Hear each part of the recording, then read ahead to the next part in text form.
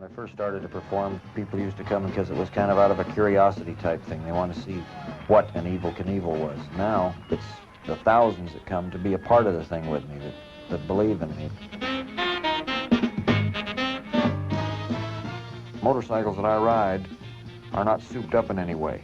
We polish and port and maybe do a little carburation, but there's no changes made to the engine.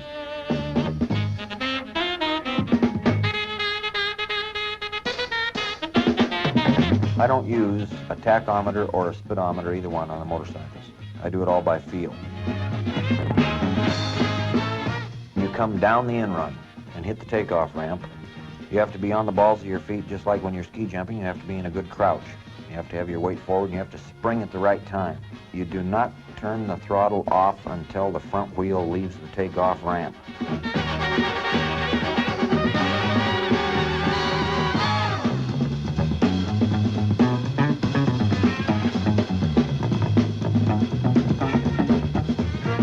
On some jumps, I land on the nose, and I shouldn't, but that's because I thought I was going too fast when I took off, and I tried to slow down and nosedived.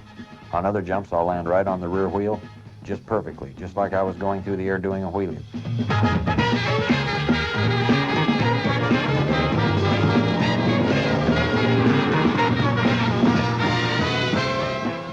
I've tried to make it clear to children who might want to do what I do that unless a youngster wants to become a pro, I don't think he should even think about jumping a motorcycle or a bicycle, because the hazards that come up and the injuries he may sustain are just not worth it. The only thing you think about when you land the motorcycle is to hope that it lands on the rear wheel to where the shock absorbers take the impact and to where the front wheel will touch down immediately after the rear wheel. It should land in about a 40-degree angle, and that's a perfect jump. The biggest, and the highest, and the longest jump in eternity will be September the 8th. That one I will not have to look forward to doing again.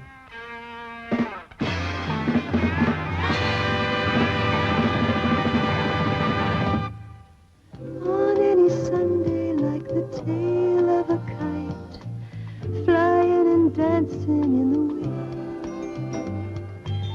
I'd like to break the string and drift out of sight. I may not pass this way again.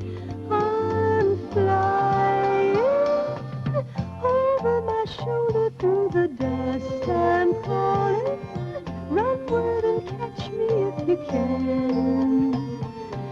On any Sunday, I'm a flying man.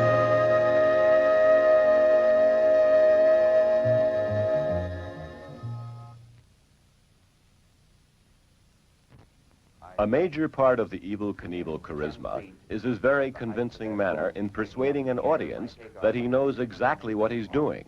The location, the Midwest. The scene, a news conference with the main topic, Evel's Snake River Canyon jump. So I'm not off 10.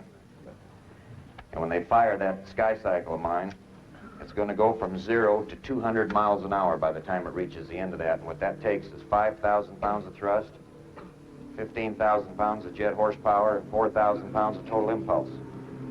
And that'll put me 2,000 feet straight up.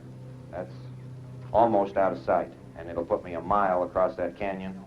And then I'm going to nosedive it into the other side with a parachute system and a shock absorber on the front of it. And this sky cycle runs on steam. It's a steam-powered vehicle. We heat water in a heater to 700 degrees and then let the water from the heater into the sky cycle, and they do the countdown.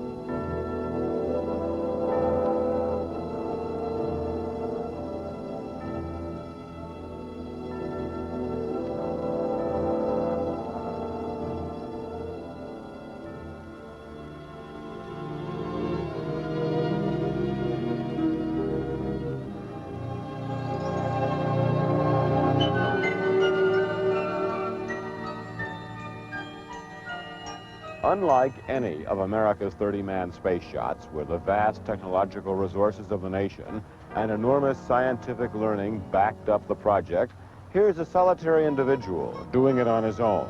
True, he does have a rudimentary parachute system and some instrumentation, but he'll be mostly by himself. scoffed at by the skeptics, treated with disdain by conservative engineers. It's an old story, man trying to fly, and the first thing he has to defeat is doubt, and then prove that the improbable is possible, even if what is possible sometimes is unlikely. Of course, Evel Knievel is just the latest version in a long line of, shall we say, flight pioneers, men who departed from conventional design because they had an original idea, plus a certain desire to place their name indelibly in history.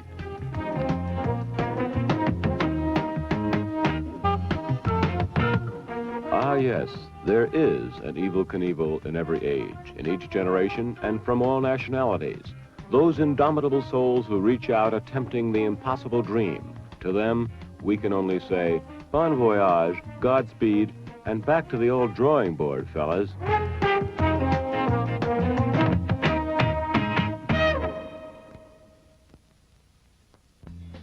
There were a lot of people that thought that it was a crazy stunt, that it could never be done, and it was just for publicity. Well, I want to tell you something. When it's all over, I'll be one guy that'll come back across the other side and say, I told you so, because I am going to jump it. I'm going to do just exactly what I said, and when it comes down on the other side, maybe they won't think that Evel Knievel was so crazy. You know, when Lindbergh went across the Atlantic, when he took off, he was an idiot. When he was halfway across, he was a damn idiot. But when he came down on the other side, everybody thought, boy, that was really something. That's what should have happened. So when you deal with the unknown and you try and do something that someone else hasn't done, the natural thing for people to say is that it can't be done and you're crazy for trying it. But I hope that I'll be able to show them when it's all over that I knew what I was doing and that it was possible. That nothing is impossible if you really set your mind to it. As we were saying, it is kind of unbelievable, but it's about to happen. And in the weeks ahead, we'll be following this epic flight as it gets ready. We'll be filming and we'll talk to Robert Truax, the rocket pioneer who has fathered the X-2, Evel's sky cycle. We'll show you X-2 as it's built and tested. We'll bring you the film of the strange short flight of the X-1, ill-fated predecessor of the X-2 last November. We'll talk to Evel and seek to find what it is that motivates the space-age loner. Crazy? Maybe. Implausible? For sure. Unlikely? Highly unlikely. Possible? Just barely possible. He just might do it. I think Evel Knievel is going to jump the Snake River Canyon because he seems like a really brave soul. Yeah, I definitely think he'll jump the canyon. He has impressed me as an extremely articulate individual and knows exactly what he's doing. He's apparently got a good engineering background. I've got no doubt he'll make it. How can any man get in a small contraption like that and go that far and expect to make it? It's impossible. The man does whatever he says he's going to do, and he gives it a real good try. He's jumped all the trucks and cars and all that, and I think he can jump this. He's going to wipe out in midair and fall down the river. Well, I don't know. I'm just scared to death for him. I think somebody's got to be crazy to do it, but he's going to. I think he's a pro. He'll make it. Well, I think Evel Knievel's going to do it, you know. I think Evel Knievel's going to jump the Snake River because because usually he always jumps. He jumps things and he hardly ever makes mistakes. That's all I'm going to say. Oh my God. I hope and pray that he makes his jump successfully. Over the, what river is it? And so, the Evel Knievel show goes on, spreading and building momentum across the nation, as men and women of all ages become fascinated by this magnetic, if unconventional, would-be hero. Will he or won't he jump the canyon? So on September the 9th, if you're somewhere, anywhere in this country, in a crowd or wherever, someone says to you, that guy should have never jumped that canyon, you know if he did, that he would lose his life and he was crazy. Do me a favor. Tell him that you saw me here, and that regardless of what I was, that you knew me, and that I kept my word.